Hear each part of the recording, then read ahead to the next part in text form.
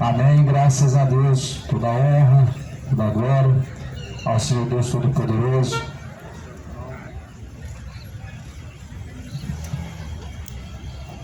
A paz do Senhor Jesus Cristo seja com todos, Deus abençoe a cada um.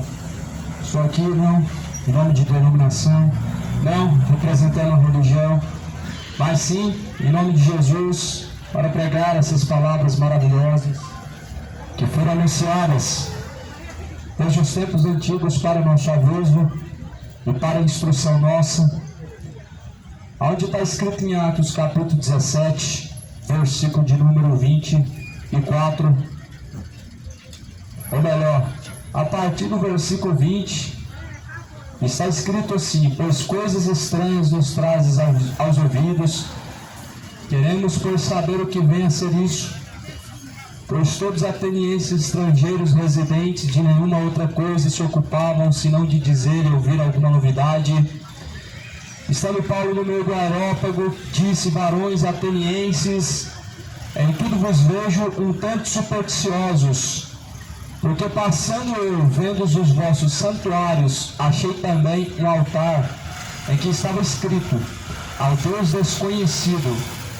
Esse pois que vocês honram, não conhecendo, é o que eu vos anuncio: o Deus que fez o mundo e tudo que nele há, sendo o Senhor dos céus e da terra, não habita em templos feitos por mãos humanas, nem é servido por mãos de homens, como que necessitando de alguma coisa, pois Ele mesmo é quem dá a todos a vida, a respiração e todas as coisas. Paulo entrou na cidade de Atenas. A Bíblia diz que estava pregando o Evangelho em Atenas. Encontrou vários altares. Entrou na cidade, o altar, foi caminhando. Em cada lugar tinha um altar. Cada um tinha o nome de uma divindade diferente. A Bíblia diz que quando ele chegou no final da cidade, tinha um altar escrito ao Deus desconhecido. Só que esse Deus desconhecido é o Deus que criou os céus e a terra. Muitas pessoas falam dele, porém que ainda ele é desconhecido. Muitas pessoas falam do Deus que criou os céus e a terra ainda, porém mesmo ele sendo desconhecido para você. Porque falar que você tem Deus ou dizer que conhece a Deus, não significa que Deus seja conhecido por você. Concordo que alguém ouvindo falar de algo, de alguém, e não tendo nenhum tipo de contato com esse algo ou alguém, ele conhece. Você conhece alguém que você nunca viu. Por isso, Deus, ele tem que ser conhecido por aqueles que buscam. E Deus tem que ser buscado para ser conhecido. Nós devemos ter um contato particular com Deus, ou seja, uma intimidade. E por isso que este povo não conhecia Deus. Eles tinham a estátua de Deus, eles tinham a imagem que falava que era um Deus desconhecido, mas na verdade não era desconhecido. Era desconhecido somente para eles, porque na verdade criam em várias divindades. Era a divindade que fazia cair chuva, era a divindade que abençoava casamento, era a divindade que prosperava, era a divindade da fertilidade. Tinha altares para todo tipo que é deuses, imagens de tudo que é tipo de divindades. Só que a Bíblia fala que então, no versículo 24, o Deus que fez o mundo e tudo que nele há, sendo o Senhor do céu e da terra, não habita em templos feitos por mãos humanas. Não habita. A casa de Deus não é feita pela mão dos homens. A casa de Deus não é o que se constrói.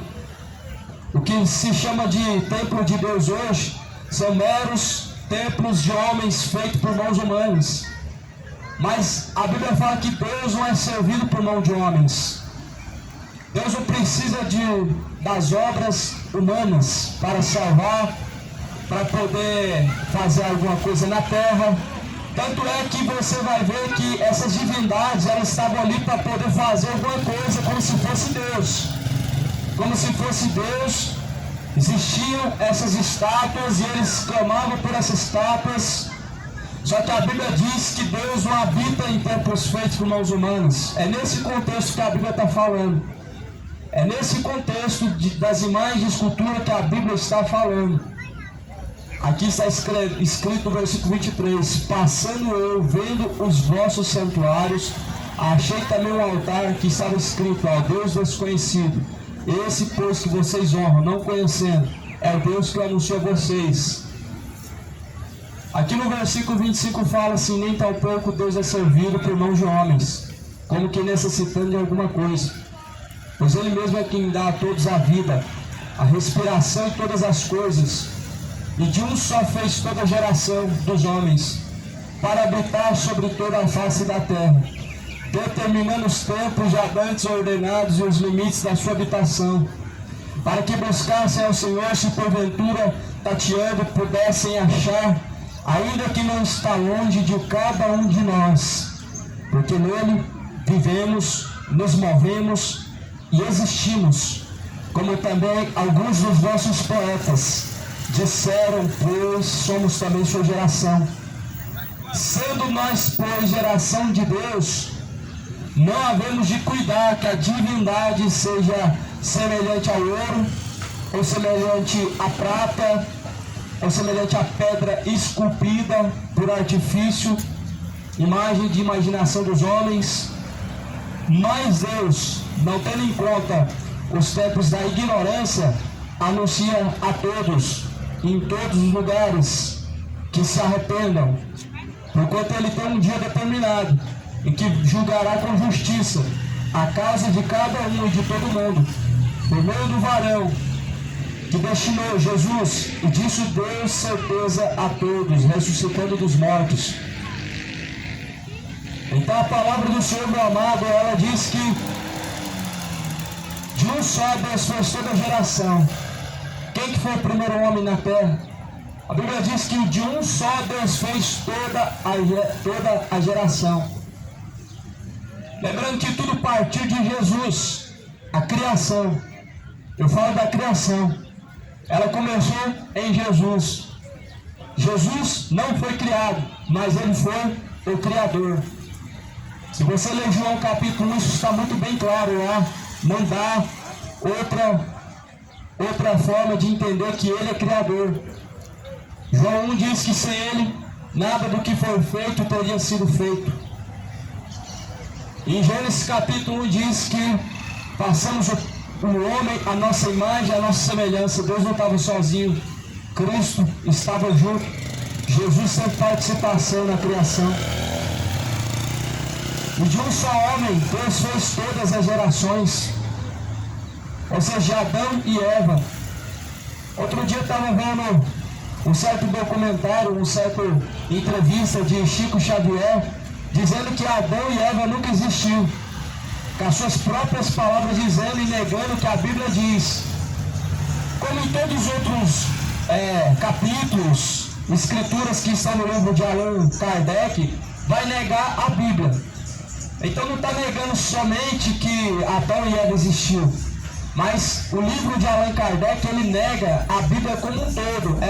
Ele nega a salvação por meio de Cristo, dizendo que você vai reencarnar, e entre outras doutrinas estranhas e malignas. Só que a Bíblia está falando que de um só homem, Deus fez toda a geração dos homens para habitar sobre a terra. Atos 17, versículo 26. Para habitar sobre toda a terra. Quem foi esse homem? O primeiro homem que Deus criou foi Adão e Eva. Como você acha que como que surgiu então a multiplicação na terra? Então as pessoas, elas estão falando loucura, besteira, porque não estão lendo a Bíblia, estão crendo em doutrinas de demônios. E muitos estão falando de acordo com a religião e religiões que ensinam doutrinas de demônios. Esse é o grande problema de alguém abandonar a Bíblia para acreditar em tradições religiosas, em superstições, porque ensinam doutrinas de demônios. Só que a Bíblia fala que nos últimos dias, nos últimos tempos, alguns apostatarão da fé, darão ouvidos a espíritos enganadores, a doutrinas de demônios. E eu acabei de dizer aqui algumas doutrinas de demônios. e muitos estão crendo em doutrinas de demônios, muitos estão seguindo e apoiando a sua fé em doutrinas de demônios. Então não há outro livro, amado. Está escrito em 1 Timóteo 3,16, que 2 Timóteo 3,16, toda a escritura divinamente inspirada por Deus, ela é proveitosa para corrigir, para ensinar, a fim de que toda criatura seja perfeita por Deus. Então só tem uma escritura divinamente inspirada por Deus, é a Bíblia. Se você for parar para ler hoje livro de Ellen White, você está perdido, é muita mentira. Se você parar para ouvir hoje livro de Allan Kardec, você está perdido. Não há outra inspiração, a Bíblia foi fechada e tudo que vem fora da Bíblia, meu irmão, é doutrina de demônio. Como hoje você vê o livro de Outro Testamento de Jesus Cristo, o livro de Joseph Smith, o livro cheio de heresias, o livro que faz culto aos anjos, que prega um outro Jesus, que prega um Jesus que não tem relação nenhuma com o Jesus verdadeiro. Toma cuidado, pois a palavra de Deus diz que Deus tem um dia determinado, em que com justiça há de julgar a cada um, em que com justiça Deus há de julgar a todos os homens, mulheres, toda criatura será julgada. E é por isso que a palavra de Deus fala que Deus não leva em conta os tempos da ignorância, mas Deus anuncia a todos em todos os lugares que se arrependam. Deus não leva em conta os tempos da ignorância, mas Deus anuncia a todos os ignorantes que se arrependam. Deus anuncia a todos que venham ao verdadeiro arrependimento. O verdadeiro arrependimento é renunciar ao pecado. Você tem que renunciar ao pecado, renuncia à idolatria, renuncia à mentira, renuncia à feitiçaria, renuncia esse culto aos mortos, renuncia à vida de bebedeira, renuncia todo pecado. Ele te levará só a um destino, e é a condenação eterna. Por isso, amado, a Bíblia fala que Deus, não querendo que nenhum se perca, mas antes anuncia a todos em todos os lugares que venham ao arrependimento. E isso Deus deu certeza, em que com justiça há um dia marcado e determinado, em que com justiça há de julgar o mundo. Isso Deus não deixou dúvida. Está bem claro aqui em Atos 17, versículo 31. Deus deixou certeza em que Ele vai julgar. Deus não deixou dúvida quanto ao julgamento, quanto ao dia do juízo. A Bíblia diz que Deus deixou certeza. Ou seja, não tenha dúvida alguma que por Deus ser amor, Deus ser misericordioso, Ele vai te julgar sim. Não tenha dúvida. A Bíblia fala que Deus deixou certeza. Atos 17, versículo 31. Porquanto tem determinado um dia em que com justiça e há de julgar o mundo, por meio do varão que destinou, e disso deu certeza a todos, ressuscitando dos mortos. Então Deus, Ele há de julgar o mundo, há de julgar os vivos e os mortos. Jesus falou que ante o soar da última trombeta os mortos ressuscitarão.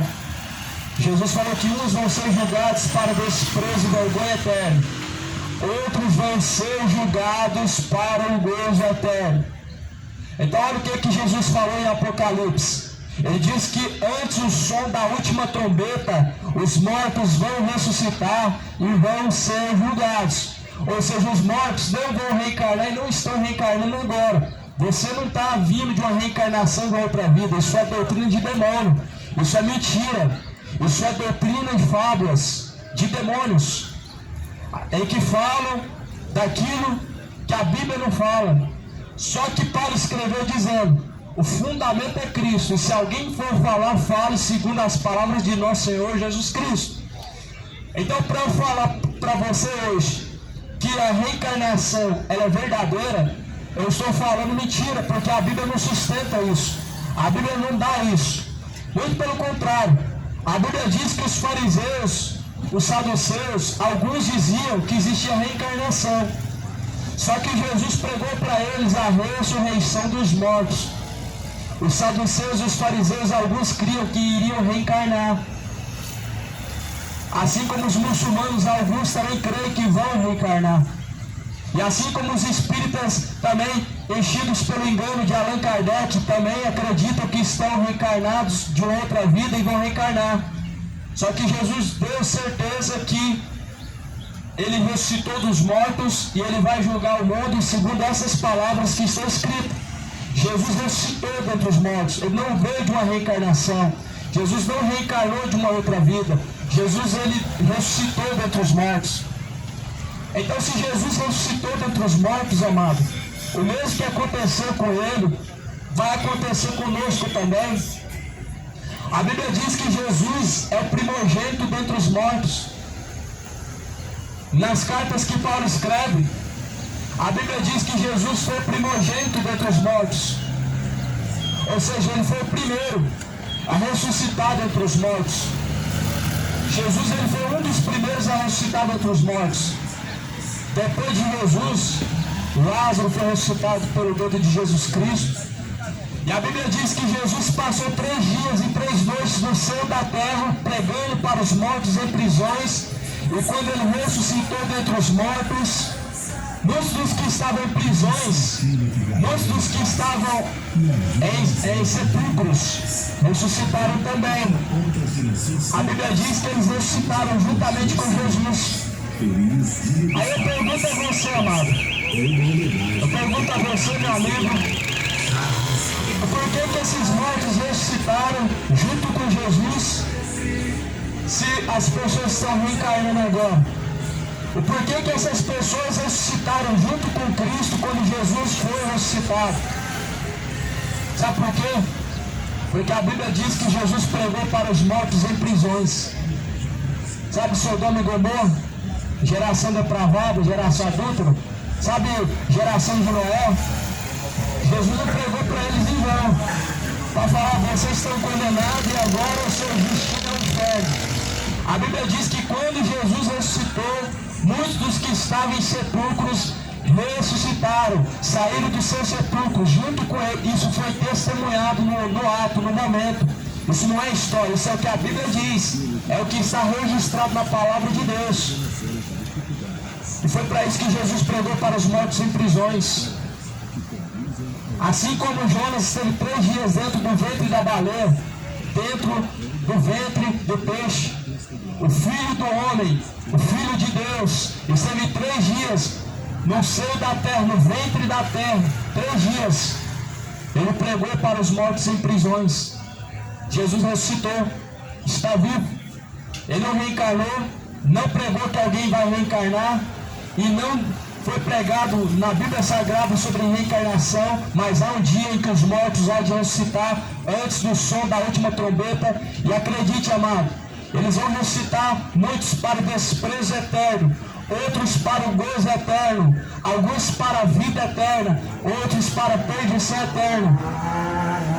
Paulo, ele prega e diz assim: se os mortos não ressuscitam, então em vão eu pregar a Cristo. Porque se os mortos não ressuscitam, significa que Jesus não ressuscitou. E significa que então agora nós podemos comer e beber, porque amanhã nós vamos morrer. Paulo, ele disse e pregou: se os mortos não ressuscitam, então vamos viver a vida, porque amanhã nós vamos morrer. Se os mortos não ressuscitam, significa que Jesus não ressuscitou. Significa que tudo que nós estamos fazendo e falando de Deus hoje é mentira e é em vão. Só que isso é engano. Dizer que Jesus não ressuscitou é loucura. Dizer que você vai reencarnar em outra vida e você está vivendo uma reencarnação é loucura. Por isso que a Bíblia fala: toda a Escritura, ela é divinamente inspirada por Deus, ela é proveitosa para ensinar e corrigir. Então a Escritura, ela corrige, ela ensina, ela repreende, ela exorta. A Escritura, ela mostra aonde precisamos consertar. A Escritura mostra o que é pecado. A Escritura diz para se arrepender do pecado. A Bíblia, ela faz isso, amado. Só que nós chegamos ao momento em que as pessoas têm comichão nos ouvidos. No que é a palavra da correção, no que é a palavra do arrependimento, que é a palavra da bênção, da conquista, da vitória. a parte só do amor, mas a parte do arrependimento, da correção, a parte que fala do inferno, a parte que fala do lago de fogo e enxofre, isso as pessoas riscaram do seu coração, isso as pessoas jogaram de canto e lançaram fora. Ou seja, a palavra de Deus está se cumprindo. 1 Timóteo 4 diz que o Espírito expressamente diz que nos últimos dias, nos dias finais, alguns abandonarão a verdadeira fé, ou seja, existe uma fé verdadeira. Ainda que existam religiões, e religiões são amparadas pelo Estado, e pelo Estado, religiões têm que ser respeitadas, falando de uma forma legislativa, mas segundo a Bíblia Sagrada, só existe uma fé verdadeira. Toda fé que parte fora da Bíblia Sagrada é uma fé mentirosa, é uma fé que só produz dinheiro, é uma fé que só produz financeiramente bens, e essa fé que só produz bens e só traz dinheiro, ela não pode salvar, ela não pode amparar ninguém e assegurar ninguém que vai ser salvo, que vai alcançar a vida eterna. Por isso que a Bíblia diz: há um só Senhor, há uma só fé, um só batismo, um só Deus, um só mediador, é Cristo. E a Bíblia diz que o fundamento é Cristo, o fundamento é Cristo. É Cristo o firme fundamento das coisas que não se vê, mas não se espera. É Cristo o fundamento da fé verdadeira. Romanos 1,16, a fé, ou melhor, 1 Timóteo 3,16, a fé vem por ouvir a palavra de Deus. A fé vem por ouvir e ouvir pela palavra de Deus. Vem por ouvir a mensagem da palavra de Deus. O Evangelho, segundo foi pregado por Jesus Cristo, é para salvar o homem. E a Bíblia fala aqui em Atos que o Deus que criou o mundo, que criou tudo que há neste mundo, sendo o Senhor dos céus e da terra, não habita em templos feitos por mãos de homens. Sabe qual que é o problema? Você crê que Deus não habita em templos feitos por mãos de homens. E faz bem, porque está escrito. Atos 17, versículo 24. Você faz bem, porque está escrito. Só que a questão é que as pessoas, elas despregam, ou seja, elas mostram que não crê. Elas mostram que não crê no que está escrito. Porque a Bíblia fala para mim e para você: Deus, Ele não habita em quatro paredes. Deus não habita em templos feitos por mãos humanas. E você chama aquele lugar de casa de Deus. Você diz crer e confessa crer nessa palavra, mas chama de casa de Deus o lugar construído pelas mãos dos homens. Você chama de casa de Deus o que Deus não chama de sua morada. Como Davi, ele quis construir um templo para Deus. Davi mostrava boa intenção e um amor muito profundo para com Deus. Mostrava sim que queria estar muito próximo de Deus. Quis construir um templo para Deus. Só que Deus falou: eu não habito em templos feitos por mãos humanas. A primeira vez que isso é citado não é em Atos, mas lá no livro de Crônicas, o Deuteronômio, quando o rei Salomão falou: Senhor, como que o Senhor vai habitar dentro deste templo que eu construí com as minhas mãos? O Altíssimo não habita em templos feitos por mãos humanas. O Altíssimo não habita em templos feitos por mãos humanas. Então Salomão, ele falou: como que o Senhor habitará dentro desse templo, sendo que os céus não podem te conter, sendo que a terra não pode te conter? Como que Deus pode habitar num templo feito por mãos de homens, sendo que nos céus, os céus é tão grande, mas só que Deus é maior. Os céus não podem conter a glória de Deus, a terra não pode conter a glória de Deus. E se Deus não consegue habitar nos céus, de tão grande que Ele é, os céus não podem conter o tamanho de Deus, a terra não pode conter a glória de Deus, como Deus habitaria, amado, em templos construídos pela mão do homem? Ainda que esse templo fosse o maior possível, como Deus poderia habitar naquele lugar, amado? Como? A presença de Deus, ela desce, não porque ali Deus mora. A presença de Deus, ela desce e habita, por conta daqueles em que Deus habita dentro deles. A presença de Deus não habita em templos feitos por mãos humanas, mas aonde o homem, cujo qual Deus habita dentro dele, está, Deus ele está junto também. Então aqui, amado, o que nós vemos hoje nos dias atuais? Comércio e mais comércio religioso, comércio com a palavra de Deus.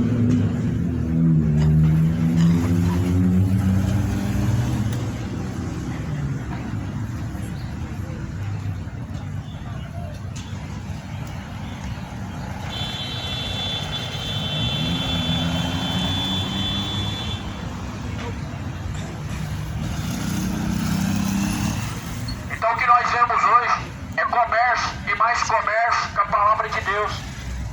Por isso que se constroem templos, por isso que se constroem grandes e grandes templos, porque na verdade é uma fonte lucrativa hoje se ajuntar multidões e milhares de pessoas dentro de um templo, levando em conta que se cobra os dízimos, que se cobra as ofertas, fazem votos, fazem campanhas, e como se não bastasse tudo isso, ainda vendem comida, vendem bebidas, vendem calçados, vendem roupas, fazem de tudo para lucrar, mostrando que é um verdadeiro comércio religioso.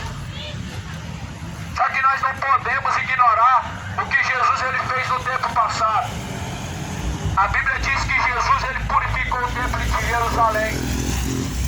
Quando Jesus chegou no templo de Jerusalém, a Bíblia diz que eles estavam vendendo animais na porta do templo. Na porta do templo de Jerusalém, havia um comércio instalado ali na porta quando Jesus chegou. Sabe o que Jesus falou? Não façais da casa do meu pai um covil de ladrões e salteadores. Não façam da casa do pai, não façam comércio em nome de Deus. Aí as pessoas falam assim, não, mas quando vende coisas na porta do templo evangélico é para a obra de Deus. O que é a obra de Deus para você, amado? O que é a obra de Deus para você? É construir um templo para abrigar pessoas, é fazer cultos, é cantar, é você ouvir a palavra. O que é a obra de Deus? A Bíblia diz que a obra de Deus é nós crermos naquele em quem Deus enviou. A Bíblia diz que a obra de Deus, ela foi feita em Cristo, através de Cristo. Quando Jesus disse, Pai, está consumado, o que Jesus estava falando? Está tudo feito, a obra está concluída. Esta é a obra de Deus.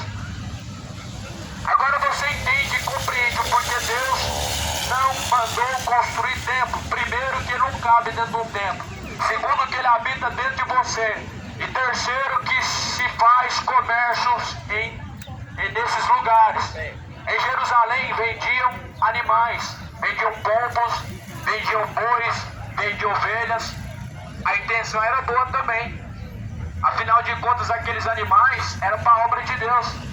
Aqueles animais que vendiam na porta do templo e que Jesus proibiu aquela venda, aquele comércio, a intenção era ótima, amado, porque se fazia um sacrifício e precisavam de animais para fazer sacrifício. E os sacerdotes foram até a porta do templo para comprar os animais para fazer sacrifício para Deus. O sacrifício era para Deus. Os animais que estavam vendendo na porta do templo era para fazer sacrifício também para Deus.